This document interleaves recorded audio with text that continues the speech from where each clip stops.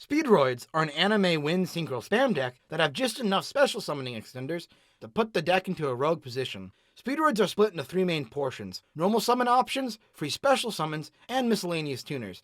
The first category of normal summons, typically all at the deck search out Speedroid cards or set up grave. These are solid baits, but the free special summons are where the deck gets good. Speedroid Terratop, Speedroid Takim Tomborg, and Speedroid Card Turbo are all free special summons that also come with solid extra effects.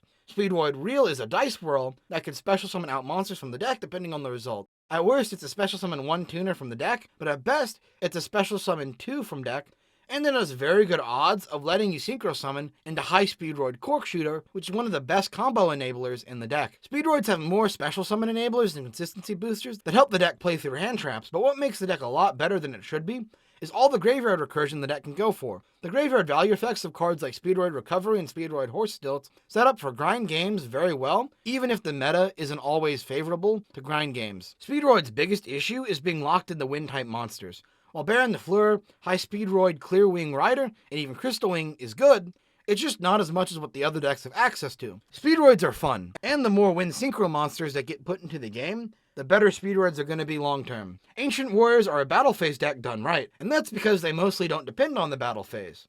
Ancient Warriors are all about quickly spamming out the field a lot of Beast Warrior monsters, and either setting up several negates going first, or completely OTKing the opponent going second.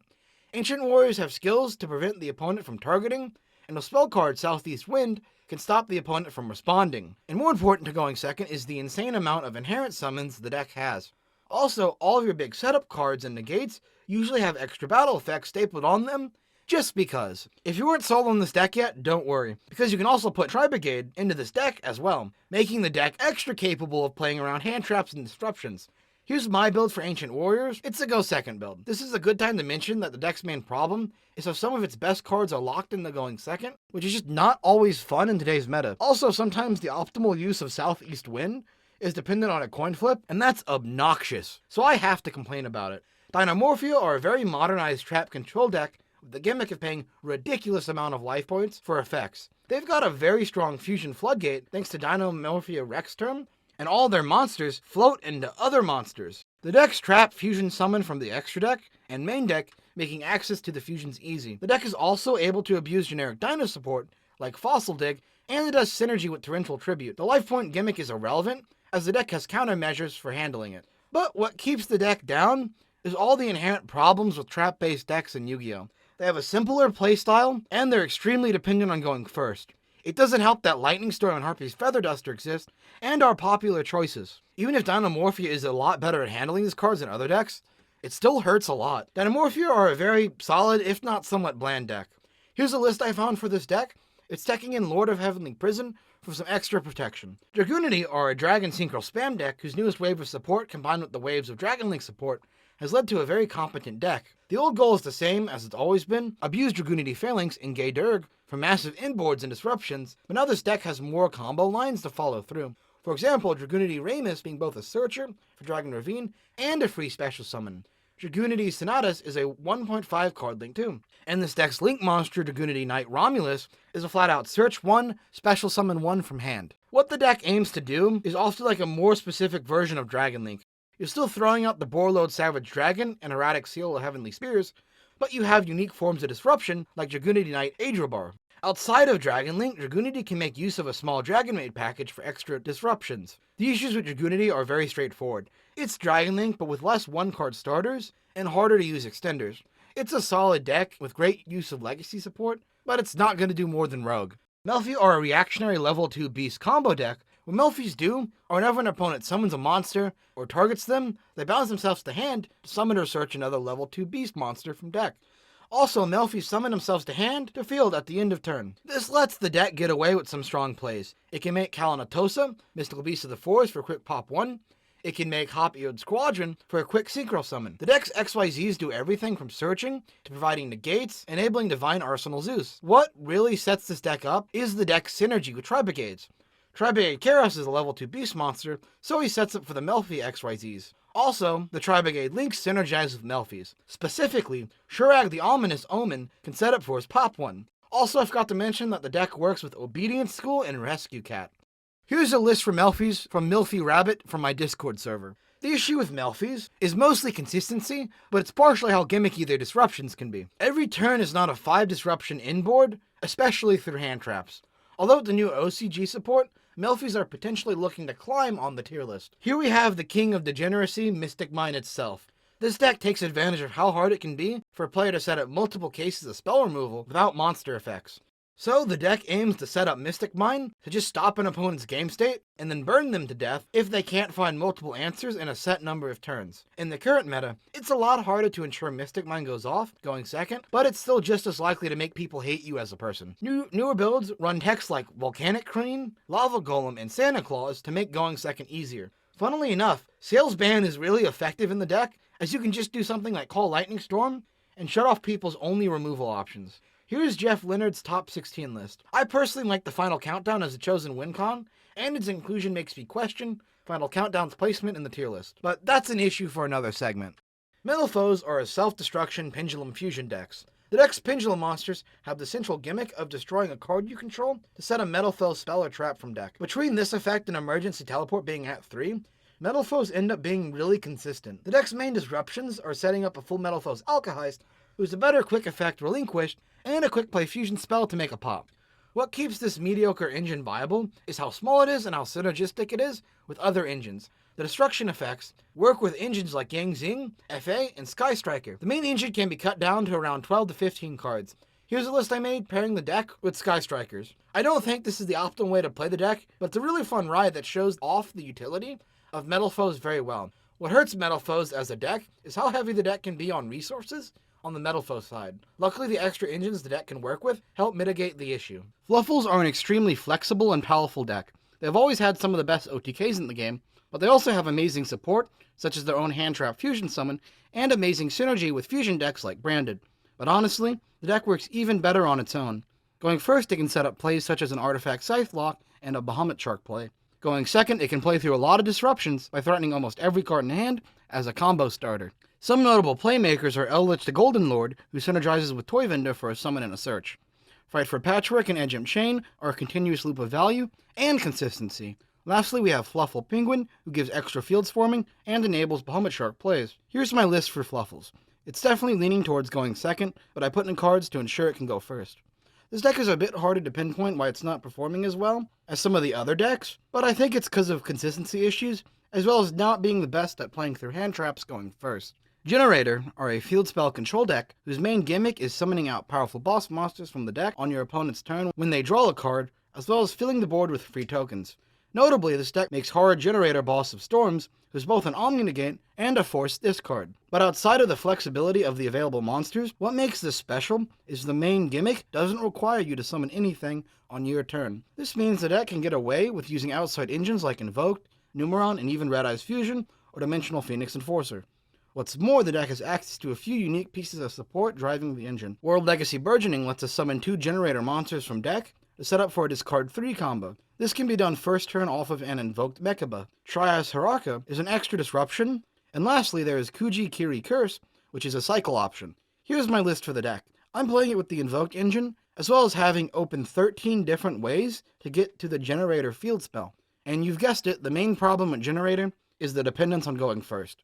Generators can compete with any deck if they're actually able to set up, but that's just not doable consistently in a tournament setting. Unlike a lot of decks, there's not really a good fix to going second. Outside of being the best deck to annoy your opponent with ooh speak, For Hire are a surprisingly competent Beast Link spam deck. The deck's main gimmick is to special out as many of its main deck monsters as possible to get free value and negates. Its 2 main negate cards are Raphael, Champion for Hire, who negates the monster effect, and gets to add a card off the top deck to hand, and Wiz, Sage for Hire, who is a spell negate that also gains life for some reason. Both of these negates need to discard for Hire cards, so this deck needs to fiend for value. Its primary method of doing this is beat Blade Master for Hire, who's both an extra special summon and a free search. The deck has several other cards that function similarly, and it keeps the engine strong. The deck's main linked 3 Fulgul Justice for Hire is a flat-out special summon 3 from deck, and he can use generic materials to make him. He also has a meme draw 3 effect that's hard to use, but hilarious when it goes off. What breaks for Hire is how well they work with Tri-Brigade. Tri-Brigade are just an extra set of disruptions that force out hand traps or threaten a full combo. For Hire are very solid, but they lack people willing to play the deck competitively, because Jesus Christ, have you seen the art? Also, Impermanence and Ash Blossom hurt the deck more than it should. Utopic Arms, Utopia, and Go Go Go Gaga Gaga Dododo, which is Onomats, are a bunch of really solid decks that have over time merged together into a super XYZ spam turbo deck. Every archetype in the mix contributes to one single goal: shit out rank 4s. And I guess maybe do some rank up shenanigans while we're here. The Go Go Go engine is very simple. It's all about summoning from hand and graveyard to start combos. Utopic Arms focuses on giving XYZ monsters effects and getting extenders out of the deck. Lastly, the Utopia and Zexal part of the deck is all about your actual negates and disruptions. This is where the inboard pieces like F-Zero, Utopic Draco Future comes into play. Overall, it's a consistent strategy that has refined a lot over the years, and the deck is really good at toolboxing its way into winning games. F-Zero, Utopic Draco Future, and Utopic Dragnar are an easy and powerful source of negates. Utopia the Lightning and Utopia Prime are excellent removal cards. Utopic Double is just a free OTK. The biggest problem Utopia faces are how heavy the main deck is and how it's still a bit weaker to hand traps. Here are some lists for Utopia. These were made with help from the Utopia Discord server. Predaplant are a plant fusion combo deck. The two main focuses of a Predaplant deck are to set up its own array of fusion monster negates and also to synergize with dark fusion strategies like Branded and Dimensional Hero Phoenix Enforcer. Darlington Cobra has the amazing effect of when he's summoned by a Predaplant monster's effect, he can search any fusion spell. This includes Branded Fusion and Fusion Destiny to make DPE. It might seem at first like Cobra's effect is a little hard to use, but thanks to the powerful fusion combo enabler that Branded Fusion is, the deck has multiple ways to ensure the special summoning of Cobra. Another great way to set up Cobra is just to use the enabler fusion monster and Bolomeles to summon Cobra right out of the deck while also searching for a Predaplant card. Another big theme of Predaplants is fusioning with your opponent's monsters. Outside of super polymerization, synergizing with the generic dark requirements of the Predaplant extra deck, Predaplant Clam Du Sundu lets us fusion summon monsters using cards on our opponent's field. The deck overall is very solid. It's unfortunately just a little too dependent on its unique Predaplant counter mechanic, which, while strong when it works, it can be very clunky and impossible to use when it doesn't. With Branded Fusion, this deck is very powerful and should not be discounted. Mathmech are a level 4 spam Cyverse deck. This deck is very straightforward, and it's got one XYZ monster Mathmech Albertane that provides consistency and another one, Prime Mathmech Laplacian, that is a Trishula type effect. Summoning Laplacian on the opponent's turn is one of the deck's central gimmicks and disruptions. It's quite powerful, albeit very disruptible. Luckily, this deck has a few other win cons it can play to as well. Yugioh Mathmech Final Sigma Male Grind Set is a Taoist monster who does extra battle damage and recursion when it's destroyed. More importantly than that, is Mathmech's synergy with Cyverse cards and the generic Cyverse extra deck.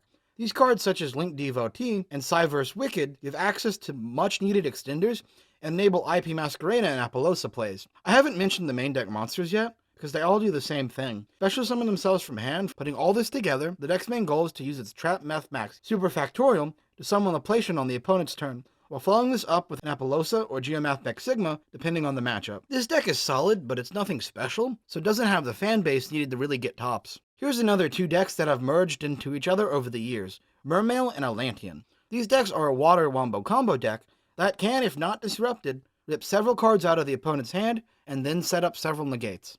Mermail have the gimmick of discarding water monsters from hand to trigger effects. Cards like Neptibus, the Atlantean Prince, and Atlantean Dragoons give special summons when they're discarded. Unlike Fabled and Dark Worlds, these two decks are a lot stronger for two reasons. First is better typing. Being a water deck, Atlanteans and Mermails can still support like Totally Awesome, the super risky Moray of Greed, and White Aura Rail. The second thing pushing up Atlanteans and Mermails are the better starters and extenders it has that don't require to heavily discard cards for a weak payoff. Looking at Deep Sea Diva, Swap Frog, and Mermail Abestus. Mermail and Atlantean do have a big weakness of still getting hurt by hand traps. A negate of Neptibus or Deep Sea Diva can set this deck back several negates on the end board, but a smart play can throw out a lot of bait, or use Deep Sea Mistral, who can look at the opponent's hand and banish one from it until the end phase of this turn. Here's a deck list for Mermails. I found this from Dark Arm Duelist, and it shows off the deck very well. It's definitely more on the go first combo side of things, but that's the deck's strength, and so it should be built around that. Galaxy Eyes or Photon are a rank 8 anime deck. This is probably one of the best anime archetypes in the TCG. What makes the deck work is the insane numbers of extenders in the deck. Galaxy Soldier fetches another one from deck for a rank 5 play. Photon Vanisher is a free special summon and search. Photon Orbital is another free search. And most impressively is Photon Sanctuary, which is a free 2 tokens at the cost of locking you into light monsters. These cards ensure the deck can reach its end goal of making its in-archetype OTK, or going first and making several negates. Speaking of negates, this deck has its own in-archetype hand trap, Tachyon Transmigration, which can activate from hand if you control a Galaxy Eyes Dragon, and it is a counter trap, negate everything previously in chain, and then it shuffles every negated card back into the deck. This is insanely strong, even if you're not using it from hand. Here's a solid list for the deck I found from the Galaxy Eyes Discord server. Galaxy Eyes' biggest weakness is recovery, and its inboards going first can be a bit weaker. Mostly, I think it's just playing through disruptions, which is an issue that 95% of the decks in this game have. Buster Blader is an anime anti-dragon deck that has way stronger effects than a deck like this probably deserves. For starters, Buster Blader is just a free win against any dragon-type deck. The fusion monster Buster Blader, the Dragon Destroyer, just stops all dragon monsters from activating effects.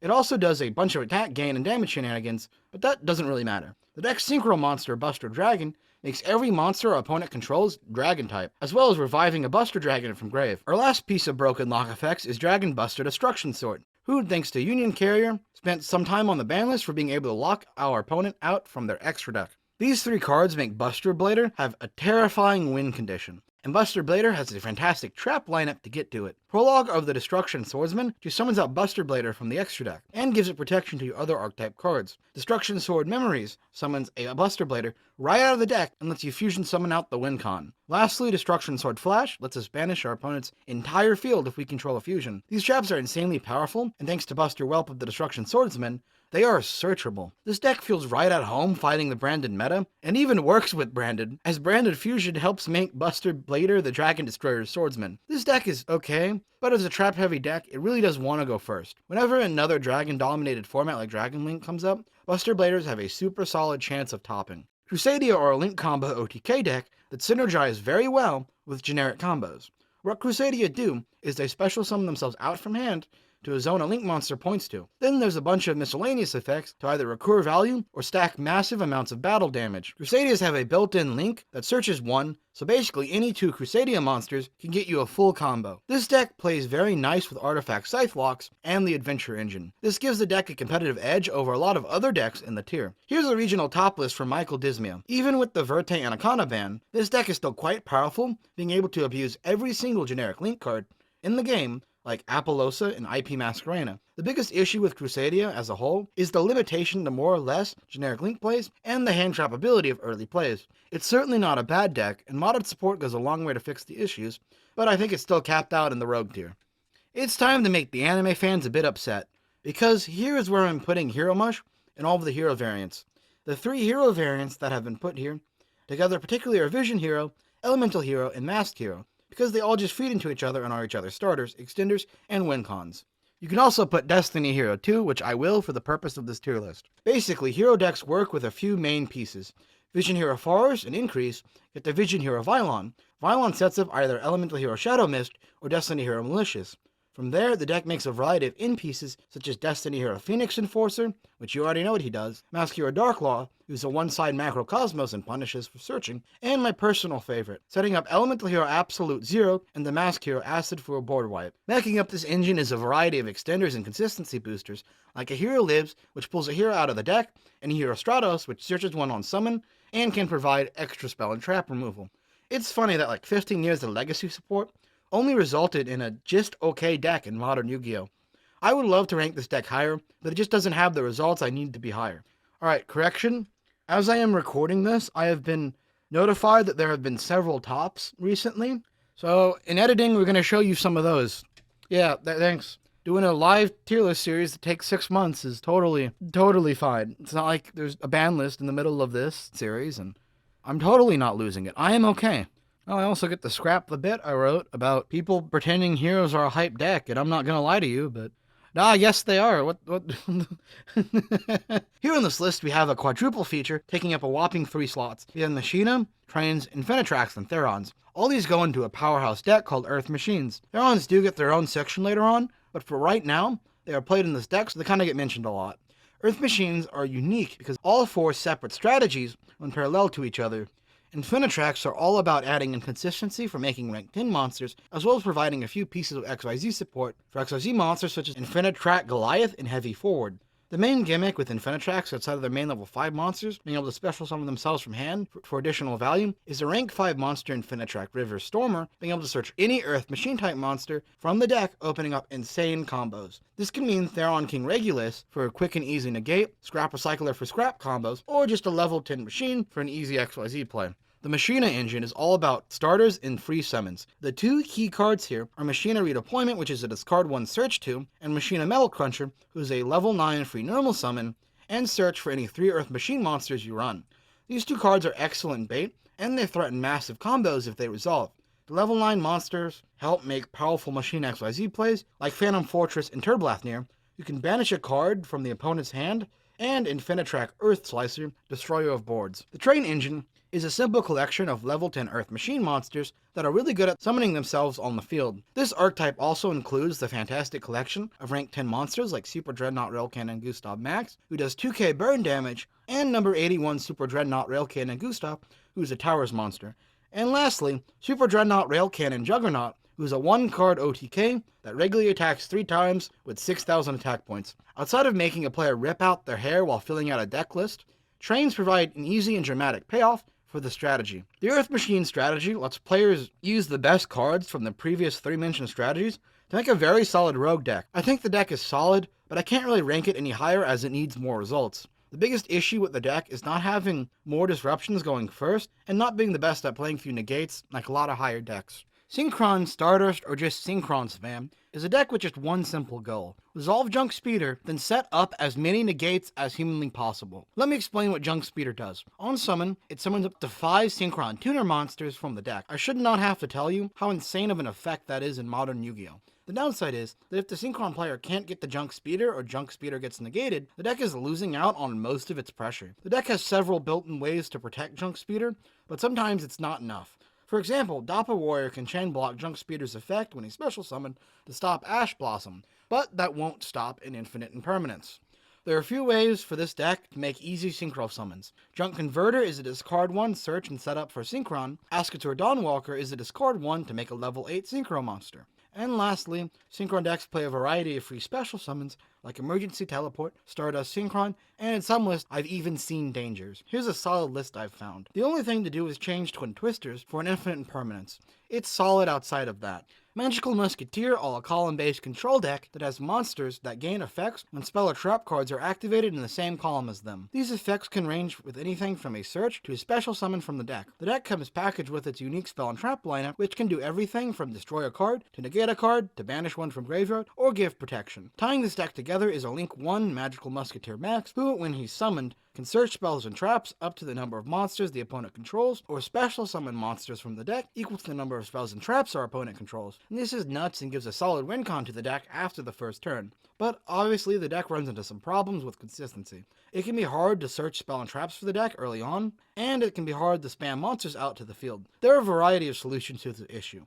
Ties of the Brethren is a classic way to play the deck, or the deck can just be played with a variety of stun cards to go first. Here's a top 16 list from Yugioh for CSM. He solved the deck's problem by choosing to ignore it and added an Eldritch engine as well as Mystic Mind setup. Demise of the Land is a genius way to punish an opponent while also plussing off Musketeer effects.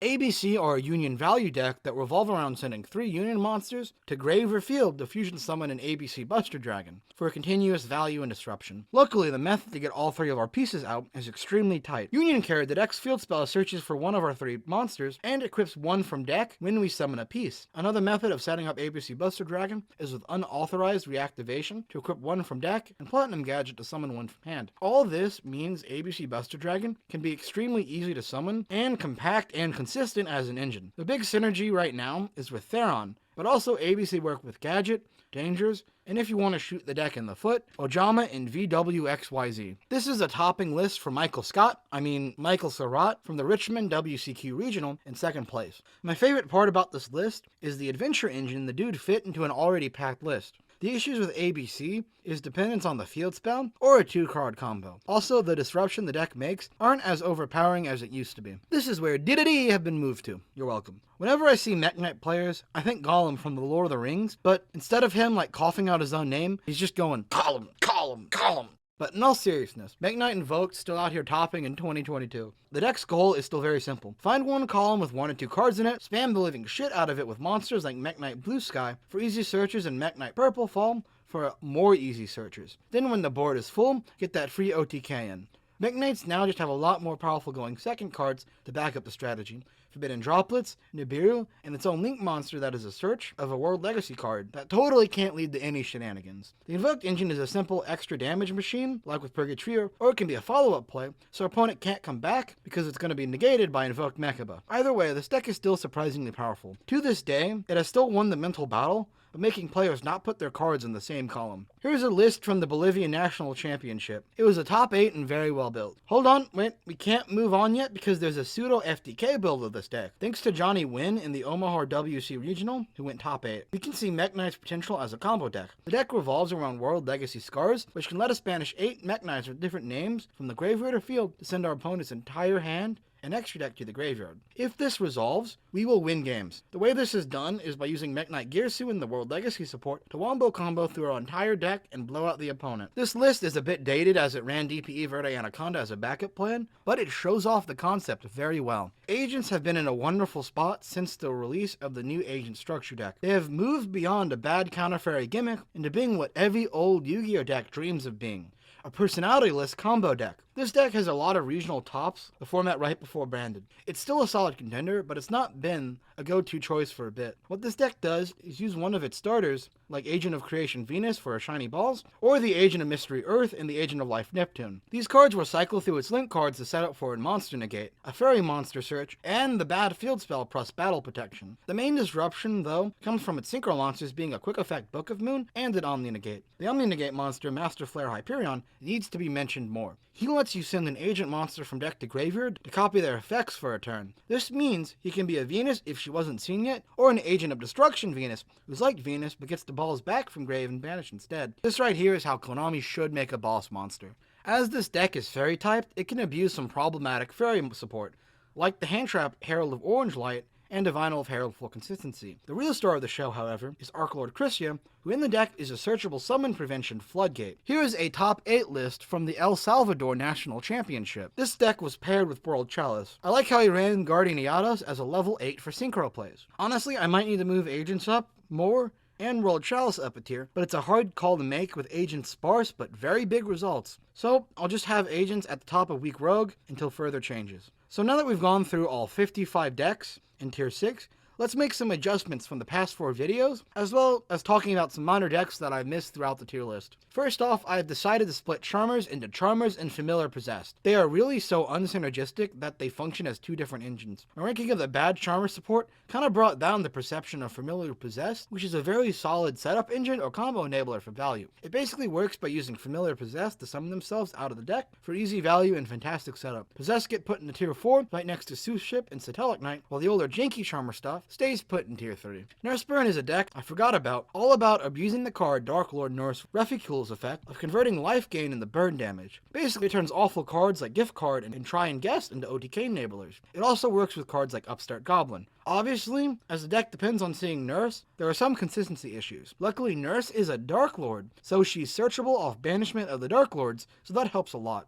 Also, the deck can run around 9 pot cards, so it usually works out. This deck loses to a single Imperm, so it's not great, but it is a consistent strategy, so it makes its way into Tier 3. Fishborg, all a collection of strong water recursion monsters that unfortunately don't really fit into any major deck, at least not now since Fishborg Blaster is banned for not being hard once per turn. Now the deck just kind of spams out water monsters semi-quickly. The problem is, these monsters don't share a level, so they can't easily make the broken water XYZs. Honestly, I'm grouping this deck together with generic fish support, so I'm placing it into Tier 3. Heroic are a level 4 warrior spam OTK deck with the unique gimmick of becoming competent when they're at 500 life points. The deck can competently spam out monsters, with Heroic Challenger Morningstar and Assault Halberd, but its real special gimmick is in the deck's XYZ monsters.